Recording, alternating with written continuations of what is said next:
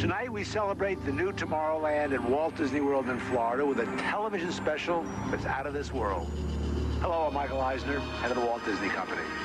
In a top-secret military installation somewhere in the United States, there are those who believe that the government is hiding the remains of an alien spacecraft that mysteriously crashed to Earth. With more and more scientific evidence of alien encounters and UFO sightings, the idea of creatures from another planet might not be as far-fetched as we once thought. In fact, one of you out there could have the next alien encounter. Enjoy tonight's special. I'm going to walk over and see if I can sneak a peek. Maybe not. Alien Encounters from New Tomorrowland is brought to you by Bounty. Outstanding absorbency and durability make Bounty the quilted quicker picker-upper. Scientific verification of extraterrestrial life forms routinely arriving on Earth. Top secret reports from ongoing military investigations. Compelling home videos of alien craft captured within the last few months.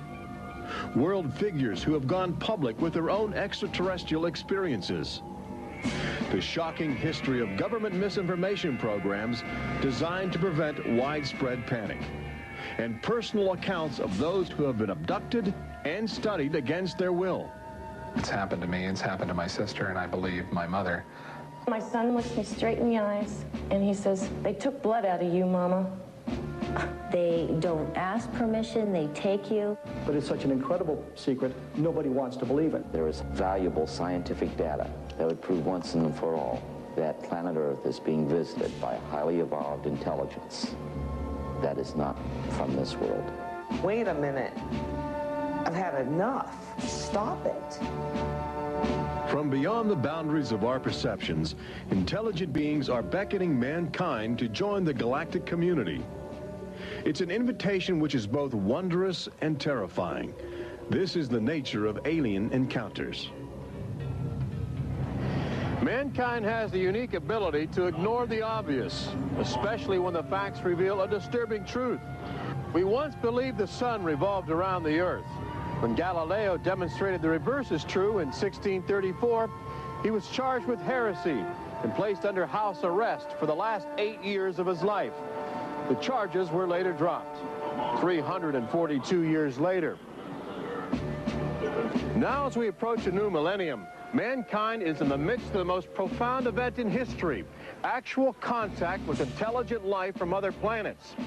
For nearly 50 years, officials have been documenting routine alien encounters here on Earth. And thousands of people have seen or experienced this alien presence.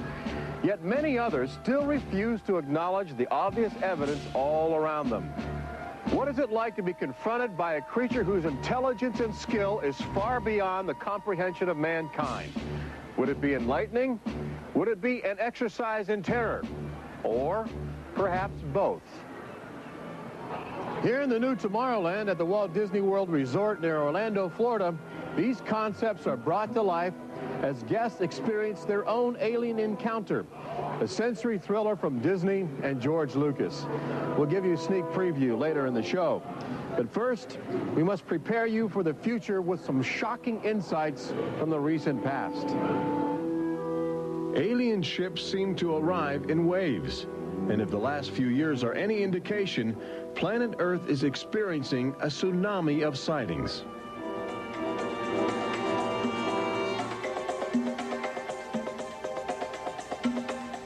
Mexico City, 1992.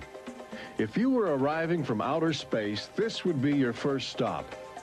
It's the world's largest metropolitan area, easy to spot from a distance. Saucers arriving here have an affinity for military helicopters. This one was caught stalking a squadron during a national holiday celebration. Dozens of people videotaped the craft. Millions more just stared in disbelief as it covered 200 square miles of territory in a matter of minutes. Canada, 1991. In a residential area just outside Ottawa, this alien ship was photographed landing in what appears to be a prearranged site. UFO investigators claim the structure of this craft reveals a technology previously undocumented. This sighting is known as the Guardian case, named after the pseudonym of the photographer who wishes to keep his identity secret to avoid harassment from local authorities uncomfortable with the notion of alien intruders. For the last few months of 1994 and lately in 1995, Gulf Breeze, Florida has been ground zero for alien encounters. Especially during the day, extraterrestrial craft have become common ornaments in the uneasy skies. Over those dunes, right there. There she is, right there. Oh my God. Residents of Gulf Breeze routinely aim their home video cameras at the horizon. More often than not, they capture an astounding alien display. Look, there it is. Right out there. Looks like an egg on top and an egg on the bottom. You would think these alien sightings would be front page news. So why have they received almost no national attention? The answer is simple. For governments determined to maintain their authority, extraterrestrial contact is pure dynamite. There's beings from another planet. We don't know where they come from. We don't know what they're doing here. There's nothing we can do about it. Meet Captain Kevin Randall, retired Air Force intelligence officer, now a top investigator of alien encounters. Anytime a technologically superior civilization comes in contact with a technologically inferior civilization, the technologically inferior civilization ceases to exist. Not necessarily through conquest, not necessarily through invasion, but because the technology changes the underlying social structures of that civilization and it disintegrates. Those fears are reflected in a 1960 federally funded study by the Brookings Institution, which warned that public knowledge of alien life could cause civilization to collapse. So they began a policy of covering up and hiding the information, but they also began a policy of ridiculing, so that people who really see something are afraid to come forward. This isn't right to do the ridicule. I mean, a lot of people suffer. Retired Army officer Clifford Stone certainly suffered after he began private research into the UFO phenomena while still in the service. Well, I was given a lawful order while I was in the military to back off. I refused that lawful order. That resulted in me having to go to be psychoanalyzed, which kind of backfired on my command. But I was actually given a lawful order not to write to members of Congress without first getting it approved through my command, and not to talk to members of the media. Of course, I went out and violated all those directives simply because I felt they had no right, that I had a right. He also has determination. This collection of classified government documents represents years of determined effort by Stone to open the UFO files and offer fresh leads to investigators on the trail of the truth. It is not surprising that this book is making top military officials very uncomfortable. I think that some of the underlying concerns they have is the impact it will have on society as a whole if the information is ever released.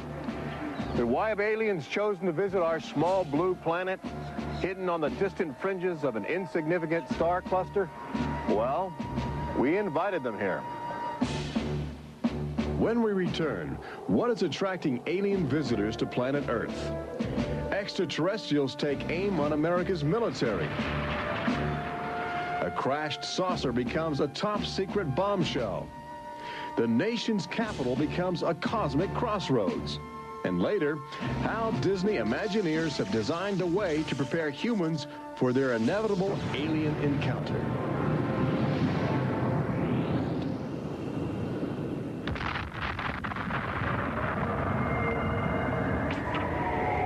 And I looked, and behold, a whirlwind came out of the north, and a fire enfolding itself, and the brightness was about it.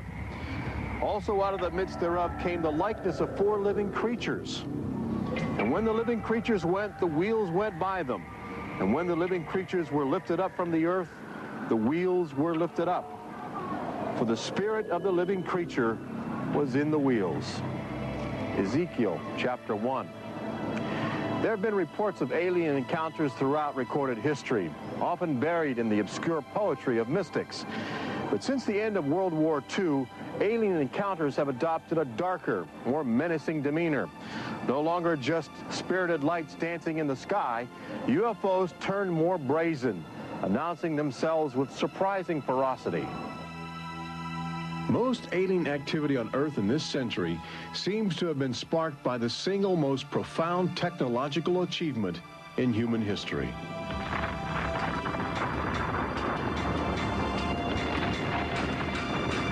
The atomic bomb did more than blow away every conventional notion of combat. It also saddled mankind with the awesome responsibility of life and death for the entire planet. But what the world didn't know in 1945 was that the atomic bomb's brilliant burst of energy would also be mankind's cosmic calling card, announcing to the universe that a technological society had evolved on a small blue planet in the backwaters of the stars. So as the world celebrated the war's end in 1945, aliens who heard man's atomic trumpet were already charting their course towards Earth, responding to our open invitation. As early as 1947, the large alien ships began to arrive, navigated by living creatures. Their advanced physics allowed them to traverse the galaxy and pierce Earth's atmosphere with amazing speed. The U.S. military immediately went on the alert against the unknown menace. Sightings were perceived as threats to the security of an America still reeling from the edgy consciousness of war. And the sightings were taking place all across the country. I glanced up and there were 3 flying saucers in a V with what appeared to be a dome on the top with, I can't be sure, but I believe I saw the sun glinting off of, well, windows or observation portholes of a sort. I think it was from outer space, but friendly. Army fighter planes are on patrol for flying saucers. Cameras installed to photograph them. Portland, Oregon, the area from which came the first weird reports. This flying saucer patrol shows how the Air Forces, while not putting too much stock in the mysterious things in the sky, are investigating. The control tower is in touch and on the watch. So are a whole lot of people these days. They're seeing flying saucers everywhere. Blocks of fantastic discs flying through the air. But the military finally had to admit that something was happening that they didn't understand, offering their first and only public statement on the UFO phenomenon. The recent sightings are in no way connected with any secret development by any agency of the United States. They weren't always called flying saucers. Some reports claim they resembled other household objects. The public was fascinated and anxious to make contact. But our official response remained aggressive, sometimes sparking deadly games of high-speed, high-altitude cat and mouse. National Guard Captain Thomas Mantell played that game and quickly became a grisly statistic. His last words, as Mantell soared at an altitude of 20,000 feet, are a chilling commentary on the power of the alien ships. I'm closing in to take a look. It looks metallic and of tremendous size. It's going up now as fast as I am. That's 360 miles per hour. I'm going after it. Moments later, Captain Mantell's mission had ended. Occasionally, the tables were turned. More than one alien craft crashed and was recovered for secret U.S. military research. The most famous case took place in July of 1947, just outside the community of Roswell, New Mexico. Famous because local officials openly admitted they had retrieved an alien ship before their commanders instructed them to keep the story confidential. What you can't explain, they reasoned, you must deny. July of 1947, the Army Air Forces at Roswell announced we had captured a flying saucer.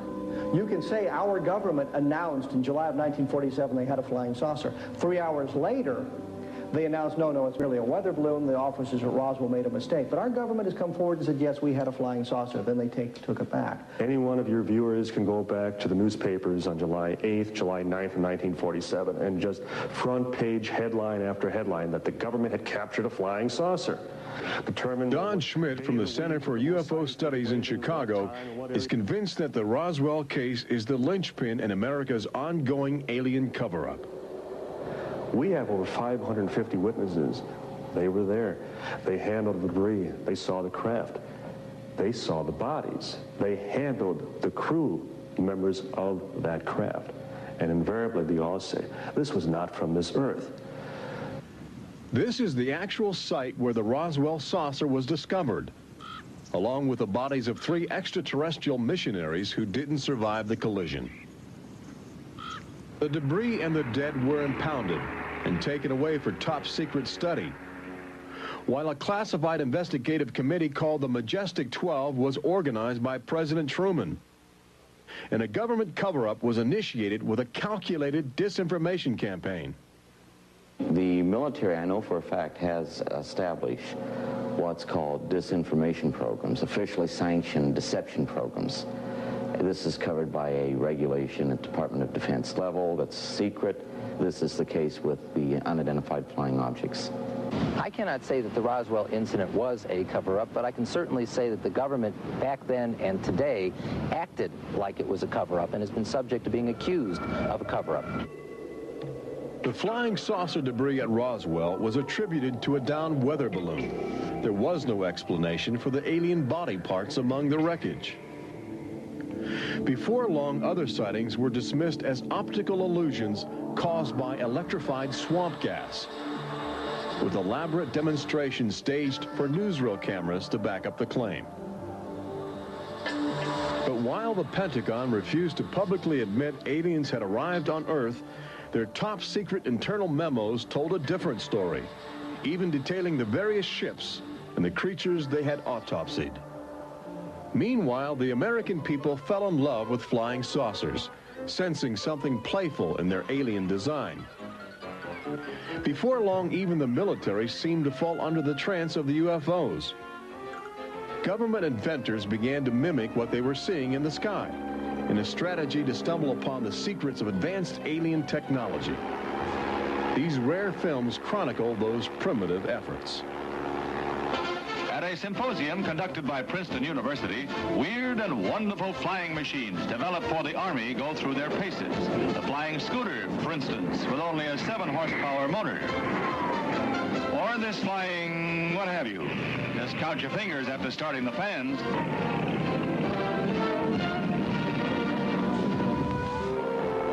The naive attempts to copy the saucers began to look foolish, especially in July of 1952, when real alien ships were routinely buzzing over Washington, D.C., leading fighter pilots on frustrated chases lasting as long as 6 hours. It was the first time since the War of 1812 that our nation's capital had been successfully invaded by a foreign power. By the early 1960s, UFOs were having a chilling effect on our defense operations. Their tremendous speed often caused them to be misidentified as incoming intercontinental ballistic missiles, putting American air bases on red alert.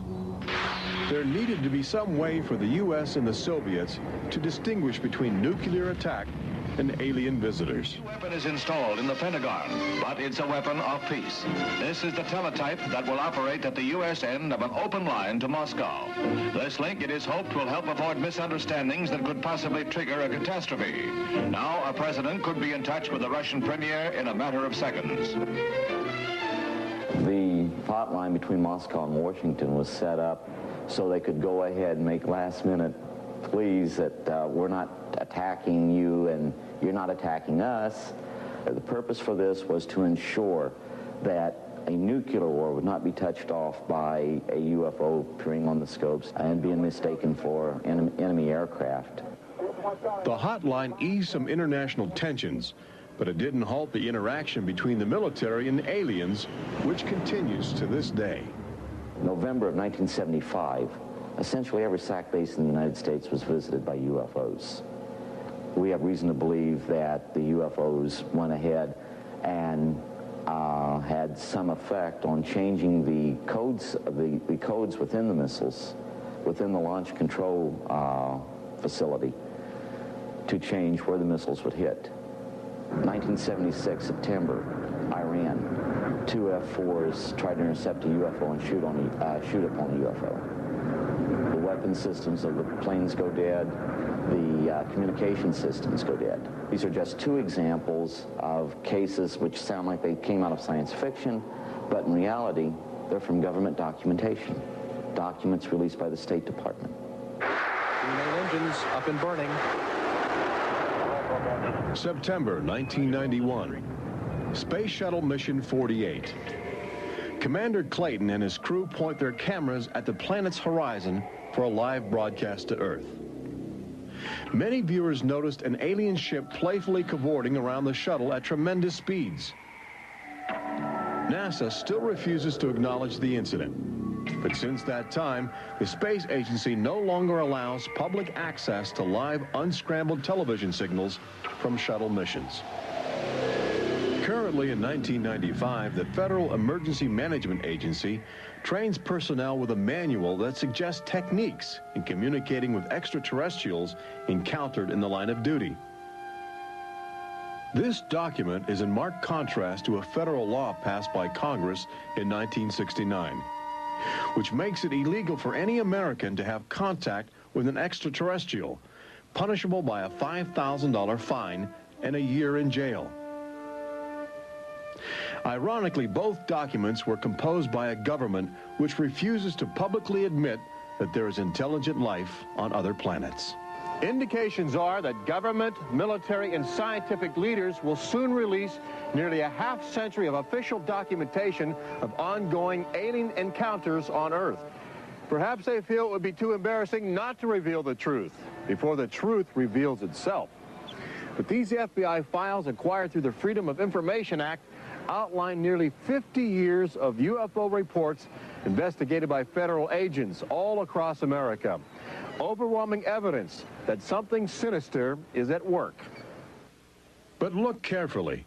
The torn pages, the ragged copies, the large areas blacked out in an effort to keep secrets locked away. If we are keeping information, which I am certain we are, from the American public on unidentified flying objects, then we're wrong.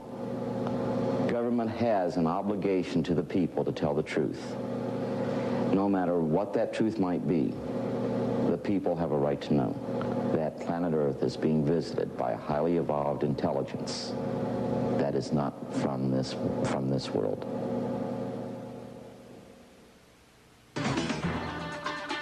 When we return, meet the people who have already experienced disturbing contact with creatures from another world.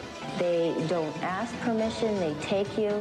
See how government is monitoring mutant life forms which have already staked their claim on planet Earth. And join Robert Urich on the fringes of the future in Walt Disney World's Magic Kingdom as Disney Imagineers prepare the public for their inevitable alien encounter. Encounters from New Tomorrowland.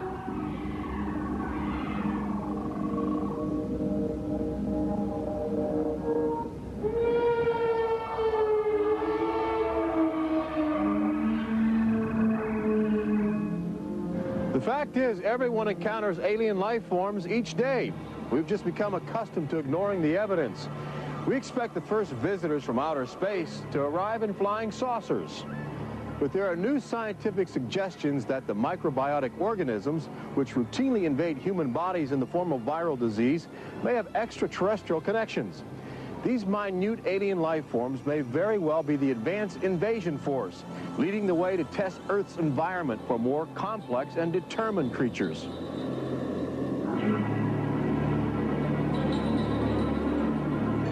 The idea is not new. Arrhenius, a Swedish chemist who died in 1927, first proposed the theory of transfermia, the notion that life is universally dispersed, possibly carried by cosmic winds across the vast expanse of the galaxy in the form of viral spores. Uncovering this mutating alien life is an ongoing government project carried out by scientific teams at NASA. They begin by collecting meteors which have landed on the barren landscape of Antarctica. Here, low temperatures preserve the alien life clinging to 4 billion-year-old cosmic debris. In a specially sealed clean room at the Johnson Space Center, these crude interstellar spaceships are carefully dissected to extract the biotic matter inside. Amino acids, a kaleidoscope of organic compounds, and the chemical catalysts of life are analyzed with sophisticated gas chromographs and mass spectrometers. Life is plentiful in the universe and eerily tenacious. Lately, scientists have found extraordinary numbers of unknown organisms which have gained a biological foothold where we once thought survival would be impossible. They grow in deadly ammonia gas. They are resistant to ultraviolet radiation. They thrive inside the radioactive cooling systems of nuclear power plants. And they can even survive the vacuum of space, reanimating themselves when air and water become available. Riding inside the stone cocoon of a meteor, life can travel virtually anywhere, and a good deal of it lands on planet Earth. But just as we explore the genetic package of alien life, visitors from space are routinely examining human specimens, abducting men, women, and children in order to conduct disturbing biological experiments. Very, very few people who've had the experience are willing to talk about it publicly. There is such a kind of ridicule factor. Bud Hopkins, researcher and author of the best-selling book Intruders, is America's leading investigator into the alien abduction phenomenon and largely responsible for bringing the astonishing situation to the nation's attention. The most important thing about this, I think, in studying it is to realize that there are very distinct patterns. This is not just a box full of crazy experiences which are mutually contradictory. The patterns start this way. People are abducted first in childhood. When I go back into my memory, I don't know a day without them.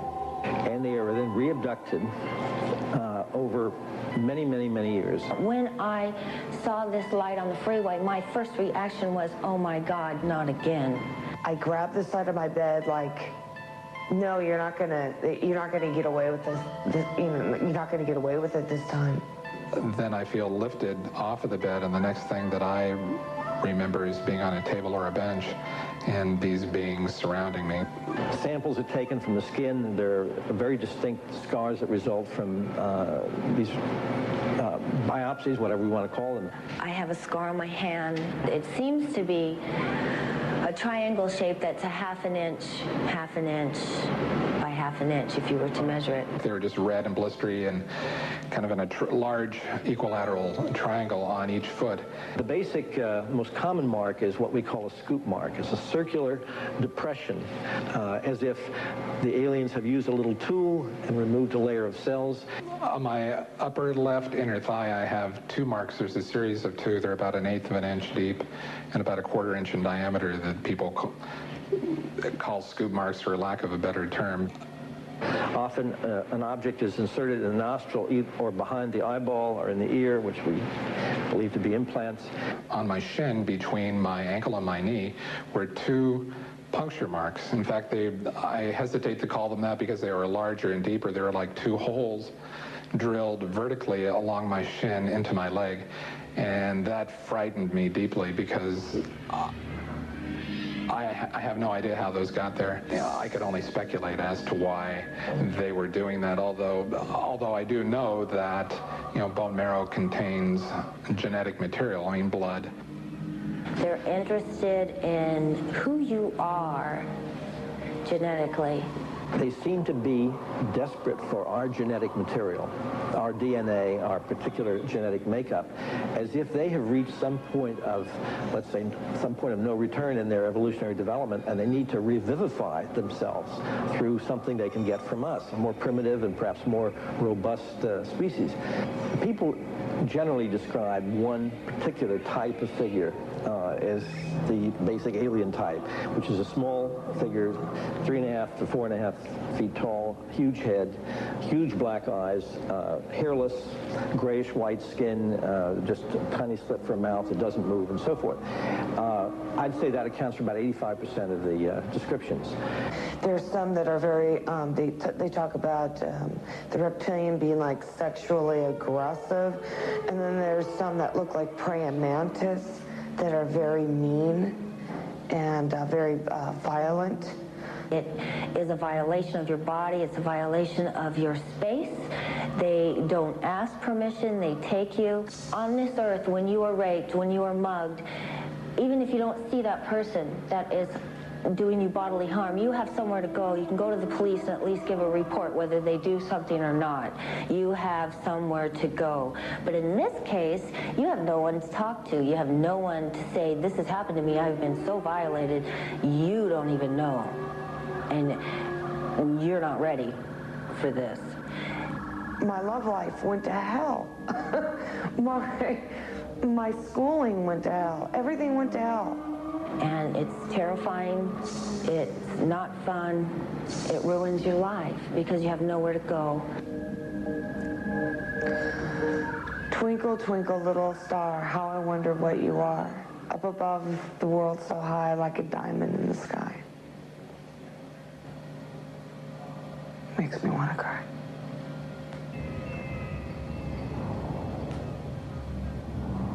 Part of the trauma involved in this is our government telling us that these objects don't exist. And I seem, and other members of my family, and other people seem to have these experiences.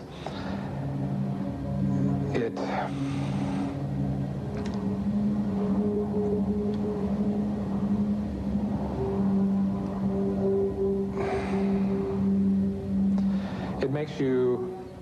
makes you doubt your sanity. The range of people who have had abductions around the world, because it is a global phenomenon, is just, it's a total range. I've worked with people who are of Oriental backgrounds, African-American background, Hispanics. I've worked with one NASA scientist, a research scientist, who is an abductee, a police lieutenant from the South, doctors, lawyers. I mean, I've had, incidentally, 7 psychiatrists come to me because of their own personal abduction experiences. The phenomenon affects people from all walks of life. And it has a dramatic effect on families. Debbie and Terry know firsthand. Both are ongoing abductees with deep concerns about the chilling connections between aliens and their children. I thought this was mental illness. Then my son started speaking about little airmen coming into his room and taking us up, and there was even one point where he said, "They took blood out of you, Mama." He wanted guarding all the time. He wouldn't go to bed at night unless I slept with him. He was angry. And the other thing is he started setting traps. One night my husband came home from work and there's these little colored stones all over the garage. And Dale, my husband, said, "What is this for?" And he says, "Well, this is when the airmen come, they slip and fall on their butts." The interesting thing about children is a sort of innocence about their perceptions. I will present these cards of different heads, and there's Santa Claus, Batman, policeman, a clown, Ninja Turtle, an alien. What we do is to see how the child responds when we get to the alien face, and it can be extremely moving because I've seen children just collapse when they see the drawing of the alien, crying, hugging their fathers or their mothers in terror. Well, she was 4 years old, and she was past bedwetting and all of that behavior. She was beyond that, and she'd never wet her bed. And when we moved to Banning, she started having nightmares every night and wetting her bed. And a couple of weeks ago, she had a bunch of scratches on her face, and she didn't have them when she went to bed. I said, "What happened?" And it was funny. The only thing I could get out of her was that she asked me, "Do aliens hurt you?" And I went, "What?" And a woman told me, for instance, that her little girl, when she was first able to talk, would tell her about these nightmares of what she called the bugs coming in the room. And they were big bugs with big eyes. And again, there were some physical marks, all the surrounding evidence suggesting abductions. At one point, the mother, a few years later, was getting out of the car with her daughter at a shopping mall, and the Goodyear blimp was coming over. And the little child said, "Mommy, look, don't you remember when you and I were up in that thing with the bugs?" The last time I had a session, in that session I actually saw Lexi being escorted by two small grays. And it was very upsetting to me. I could not handle the fact that my daughter was being subjected to something that I had no control over. And when I think you have no control over something, that you're so helpless, it's like your child's Crazy. Drowning or something, and you can't save them. I feel like I'm going to go crazy because there isn't anything I could do for my son. I know. One of the most interesting things, too, from a child's point of view, has to do with the fact that communication is telepathic. One little boy drew on some drawings he'd made for me of the aliens. He put on the side of the head, each alien head, a gigantic ear, just one. And his mother said, "What's that?" And he said, "Well, Mommy, I know they don't have ears, but I put that there because, you know, they can hear everything you're thinking." When we return, Robert Urich takes you to the new Tomorrowland in Walt Disney World's Magic Kingdom, where Disney Imagineers are creating extra terror, estrial excitement, preparing the public for cosmic contact with a virtual alien encounter.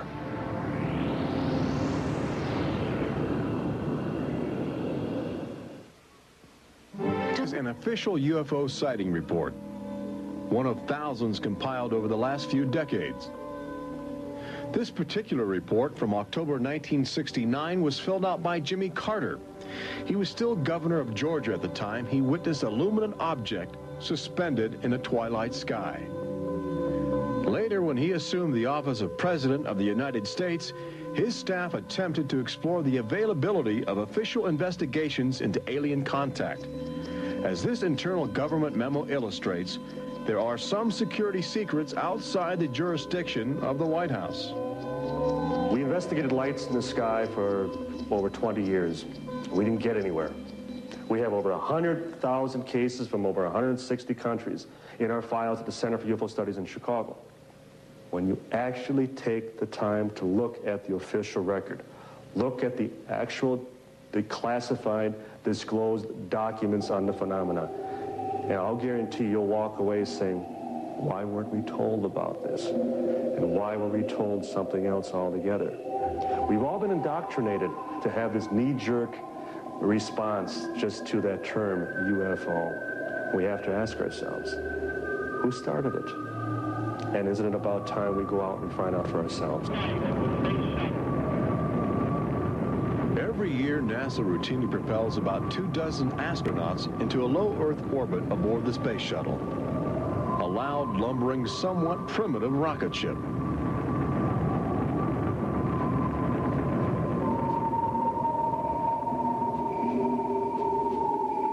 But most Americans will likely explore outer space aboard crafts of alien origin. Statistics indicate a greater probability that you will experience extraterrestrial contact in the next 5 years than the chances that you will win a state lottery.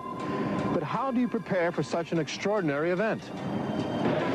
Here in the new Tomorrowland at Disney World, scientists and Disney engineers have brought to life a possible scenario that helps acclimate the public to their inevitable alien encounter.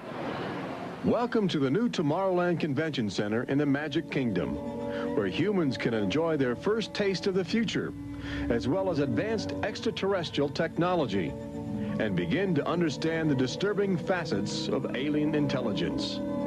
Access Technologies, an interplanetary manufacturing and marketing conglomerate, is one of the first alien firms to take advantage of this showcase facility in new Tomorrowland, introducing humans to technology which promises to seize the future. Today, guests are exploring the concept of teleportation, the ability to transmit solid matter or living creatures across the endless void of space. Inside this chamber, at the extraterrestrial alien encounter attraction, cosmic representatives will demonstrate the secrets of a brave new world. Utilizing the ominous device, two very different life forms will make contact via the teleportation process. Unfortunately, high technology can backfire if operated by careless hands. As the seat restraints lock into place and the power generators are activated by anxious extraterrestrials, these happy humans are about to discover a disturbing truth. When science fiction becomes science fact, the results could be terrifying.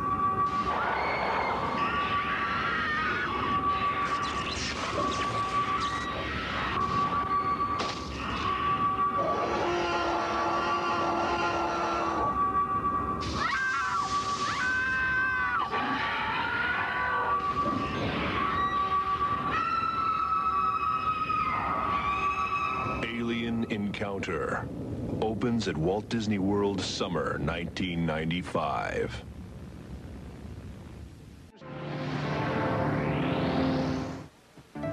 Planet Earth has always been a laboratory